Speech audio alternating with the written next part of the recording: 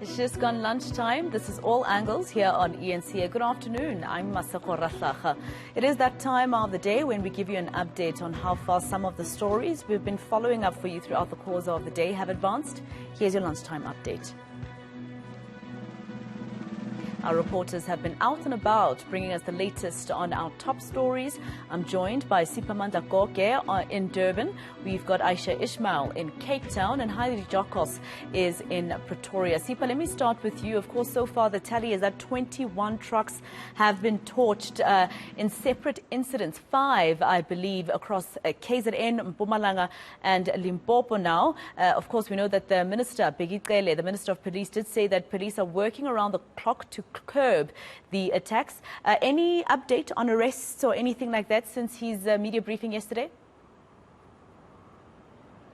eNCA understands that one person of interest has been taken in by the police in Mpumalanga. He is believed and alleged to have been involved in the ongoing torching of the trucks. Of course, we expect that things will develop as, time goes by. We expect that police within the next 48 hours would have issued a formal communication and confirmation regarding that. But 3 highly placed police sources have told eNCA that there appears to be some progress in terms of cracking at least one of the cases in Mpumalanga. They are still working around the clock in terms of their investigations, trying to see how to nab the remaining alleged suspects in this regard. Remember, based on that press conference that was given by the police minister yesterday, they said there are about 12 people that they are following, and it would appear that at least this person of interest that we are talking about could be one of those. When we are coming down to the ground here in KwaZulu-Natal, the strategic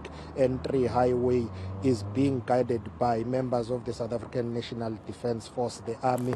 That is not surprising because remember, in the past it was indeed said that soldiers will be looking after strategic areas that are key in terms of the economy of the country and national key points. So all the way from Durban to Moy River, we have been seeing some members of the SANDF, and later today we expect to hear from the Premier of KwaZulu-Natal about the situation on the ground. All right, Sipa, let's go to Aisha now. Aisha, you've, of course, been following the Zwelinzima Vavi arson case from the beginning, from when Parliament was burnt down about 2 years ago now. And Aisha, today I understand that there was a bit of drama in court.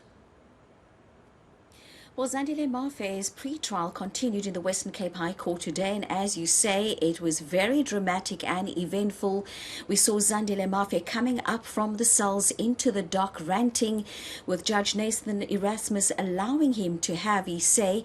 And after Zwelinzima Vavi had his say in court today, the judge did also postpone the matter to the 10th of August and ordered that Vavi be held in the hospital section of Pollsmoor Prison, and if needs be, if he's not able to get the required medical attention that he needs, that any other correctional that any other correctional service in the Western Cape accept him, where he will be able to receive the required medical attention. Now, Judge Erasmus also made it clear today that while he is not going to release the diagnosis of Zwelinzima Vavi, he did release the findings from an expert panel of 2 psychiatrists and a psychologist. Remember, he went for a psychiatric evaluation, and according to that evaluation, the judge said today that Zwelinzima Vavi has been found not fit to stand trial.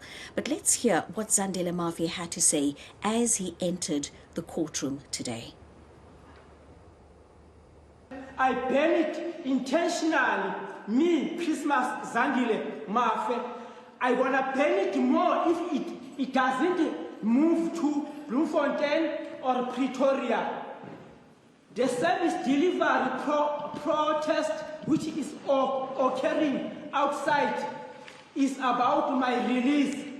Last year was a service delivery, occurred 5,000 service delivery. Most of it was a violence service delivery.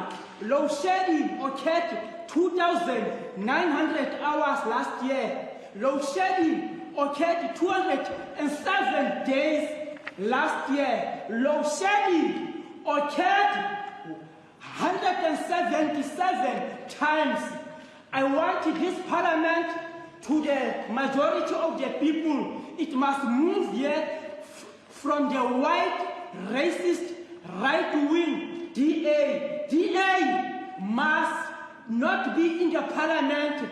DA are killers, are murderers. They kill blacks. Even now it is democracy.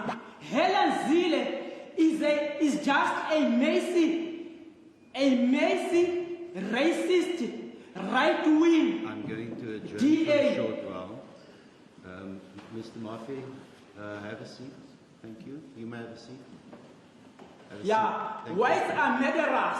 We are going to kill whites. I don't want whites. I don't want DA. Black people mustn't vote for DA. It's either they choose other political parties. Looks like quite a lot of drama there, Aisha. Heidi, let me come to you. Of course, you've been covering, the protests by students of the Tshwane University of Technology since this morning. You've moved around different campuses, and this is with regards to NSFAS's payment system called eNCA. What exactly is irking them, firstly, and what did the university management say when they addressed them?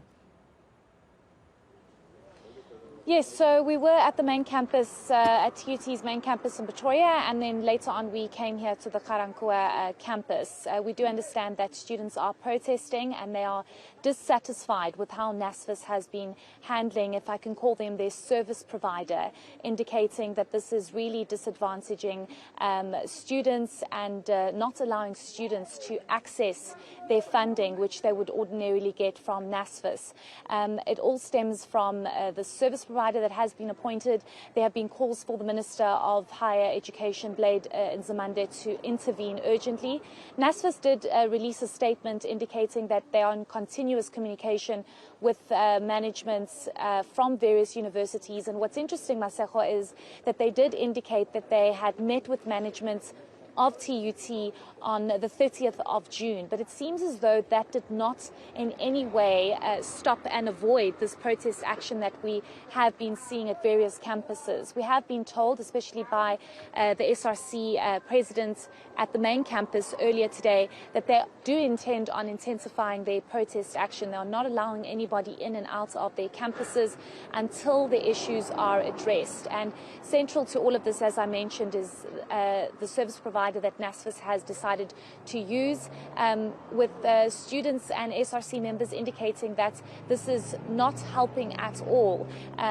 The next semester for university was supposed to commence on Monday. That's not really happening. We do know that lectures were moved to online, but apparently there are also disruptions there. So it doesn't really seem as though things are getting any better, which is worrisome because you don't want students to lose out on the academic year, given that we are in mid-July. But let's listen to what the SRC had to say to us about what is actually going on. Not helping us with anything. Lastly, in the previous year, we were using fund, whereby students would get their money through their personal bank account. But now they've changed this. They want to change the system, of which the system is not helping the student with anything. Students are having issues with it. This thing is charging students more than what their previous banks, their personal bank were charging. So that is why we are closing down the campus, and we are saying that, or we want the management to come to us. Even the SRC were not even engaged about this thing.